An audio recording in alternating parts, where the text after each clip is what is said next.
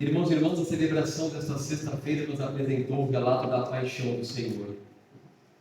Logo no início, nós vemos que o apóstolo Pedro ainda é impossível. Ele corta a orelha do servo Malco.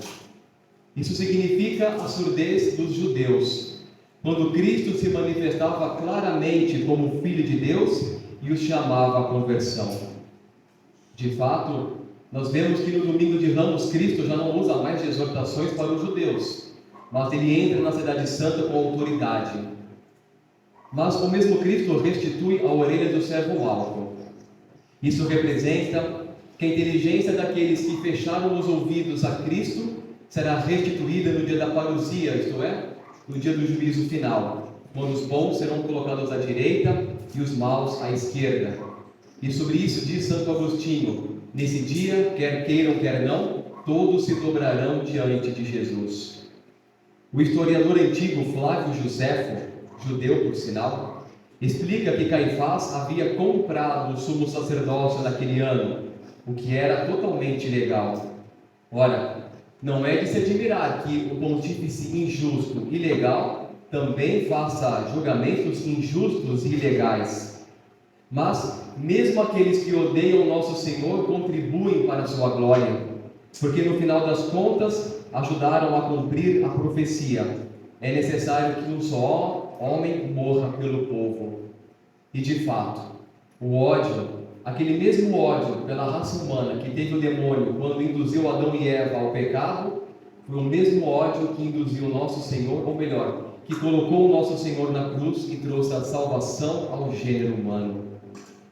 Enquanto se cumprem as profecias relativas a nosso Senhor Jesus Cristo, vemos no Evangelho que também Pedro se vê dentro de uma outra profecia, a negação. Segundo os padres da igreja, é o evangelista João quem entrou com Pedro na casa do sumo sacerdote. Ao entrar, logo a porteira questionou o príncipe dos apóstolos, que nega, sem mesmo se dar conta de que a porteira tinha compaixão de Jesus. Porque, se nós prestarmos atenção nas páginas do Evangelho, a porteira não chama Jesus de malfeitor, mas ela pergunta: você também é discípulo deste homem? Eis a graça de Deus, meus irmãos. Ora, a negação foi uma graça divina? Sim, foi. São João Crisóstomo diz: aqui entendemos que a autoridade sacerdotal de perdoar os pecados na confissão devia ser dada a quem caiu, a quem tropeçou, a quem foi reerguido pelo Senhor. Porque só uma pessoa que cometeu pecados também entenderá as fraquezas de outra pessoa que venha a ela se confessar. Os anjos não pecam, então não poderiam eles administrar o sacramento da confissão. E aqui, meus irmãos, neste pequeno detalhe do Evangelho, nós vemos derrubada por terra uma das mais frequentes justificativas de quem não vai se confessar. Não, o padre é pecador, eu não preciso me confessar, eu me confesso direto com Deus. Mas nós escutaremos no Evangelho de domingo próximo, do domingo de Páscoa, que nosso Senhor, quando sopra sobre os apóstolos, ele diz: recebam o Espírito Santo. Os pecados que vocês perdoarem serão perdoados, mas os que vocês não perdoarem serão retidos. Qual pecado que a igreja não perdoa? Apenas aquele que não é confessado. E sobre isso Santo Antônio em seus sermões diz várias vezes que a alma que se aproxima do sacerdote com um verdadeiro arrependimento, com verdadeira intenção de mudança de vida, ela é perdoada por Deus. Pedro nega o Divino Mestre outras 2 vezes ainda, para que se cumpra a vontade de Deus e não a vontade do homem. Justamente aquele mesmo Pedro que na quinta-feira santa, que ontem à noite havia dito para Jesus: se preciso for, eu morrerei contigo. Quando Jesus dizia: amanhã, nesta noite, antes que o galo cante, você me negará 3 vezes.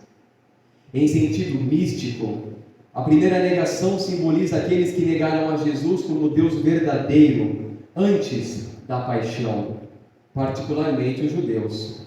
A segunda negação representa aqueles que depois da ressurreição ofenderam tanto a humanidade como a divindade de nosso Senhor. E aqui mais uma vez vemos os judeus, mas também os hereges, que por muitos séculos negavam a divindade de nosso Senhor. E hoje, quantos são os hereges modernos que ainda continuam negando a divindade de nosso Senhor e que vira e mexe batem na porta de vocês com alguns panfletinhos? Já a terceira negação prefigura os demônios, que convencem os homens a negar a Cristo e a sã doutrina. Oxalá, meus irmãos e irmãs, nós tenhamos o coração atento para não cairmos nessas enganações. Mas os judeus, preferindo um bandido ao Salvador, gritam pelo sangue inocente e divino. Eles preferiram a liberdade de Barrabás. O que significa esse nome? Barrabás significa filho do professor. Do professor de quem? Dos acusadores de Jesus Cristo, isto é, o diabo, que ensinou os judeus a uma lista de tramar e condenar à morte vergonhosa aquele que não cometeu nenhum pecado. Santo Agostinho de Hipona completa: não vos reprovamos, judeus, porque soltastes um criminoso, mas porque matastes um inocente.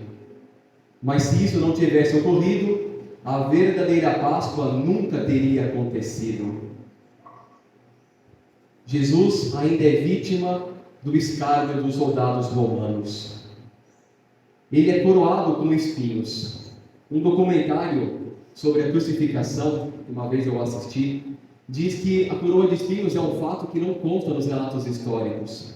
Então é bem provável que Jesus tenha sido o único a sofrer isso. E isso é respaldado, esse relato do Evangelho é respaldado pelo Santo Sudário, que encontrou na cabeça de Jesus vários pontinhos, várias feridas que correspondem aos espinhos. Mas por que Nosso Senhor foi coroado de espinhos? A coroa simboliza que Jesus tomou sobre si os nossos pecados, tomou sobre si a nossa humilhação. Nós nós lemos no livro do Gênesis que Adão e Eva, depois de expulsos do paraíso, escutaram de Deus: a terra te produzirá espinhos e abrolhos. Enquanto os judeus pediam a morte de Jesus, ele se mantém em silêncio, o que nós escutamos na primeira leitura de hoje. Ele foi levado como ovelha ao matadouro. Com razão, porque o tempo dos milagres e ensinamentos havia passado. No relato da paixão, no Evangelho de São Lucas, nós vemos que Jesus também se cala diante do rei Herodes. E por quê? Porque Herodes não estava interessado na sua conversão. Ele queria ver um espetáculo, ele queria ver milagres de Jesus. Também hoje, meus irmãos e irmãs, quantos são os Herodes que querem ver milagres e mais milagres, mas não estão dispostos a uma mudança de vida? Cristo tomou a sua cruz e seguiu para o Calvário. Já no Antigo Testamento nós vemos uma prefiguração desse ato, quando o próprio Isaac, filho de Abraão, toma nas costas a lenha para o seu próprio sacrifício, aquele sacrifício que Deus tinha pedido ao seu pai Abraão. E sobre isso escutaremos amanhã em uma das leituras da Vigília Pascal. A cruz também foi um tribunal. Cristo absolve o ladrão arrependido e condena aquele que o insultou. Ou melhor, não é Cristo quem condena o ladrão mau, mas ele mesmo é que se condena. Enxergamos aqui uma prefiguração do juízo final, quando os bons serão colocados à direita do Senhor e os maus à sua esquerda. Ora, quando Cristo diz ao bom ladrão: ainda hoje estarás comigo no paraíso, ele mostra aqui mais uma vez a sua natureza divina, porque somente Deus pode admitir do céu os bons.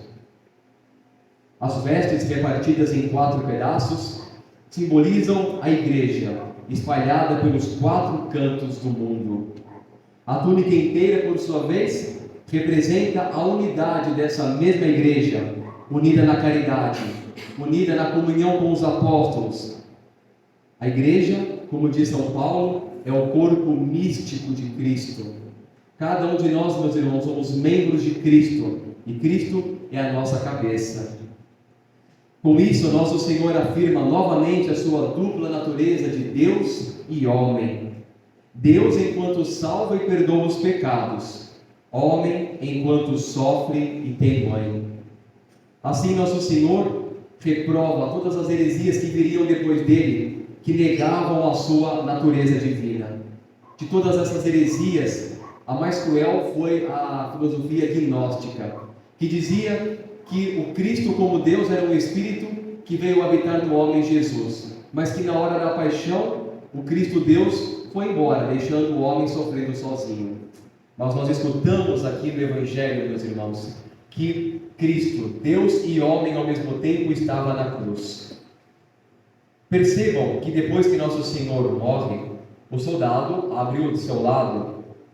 E um detalhe muito importante: o evangelista não diz que o soldado feriu o lado de Cristo, mas que abriu o seu lado. Isto para significar que as portas do céu se abriram para derramar os sacramentos. Neste dia, particularmente dois: o batismo e a Eucaristia. Por isso, sangue e água. A água simbolizando o batismo e o sangue, a Eucaristia. Do lado de Adão foi formada Eva. Nós escutamos isso no livro do Gênesis.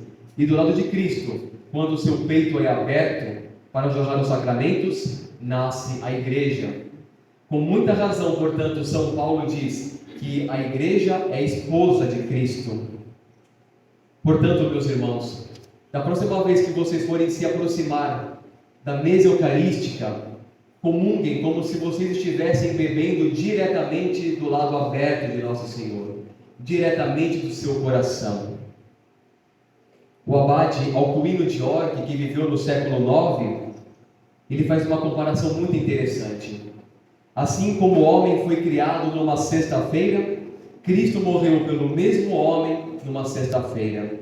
Assim como Deus repousou no sábado, Cristo também repousou no sepulcro durante o sábado.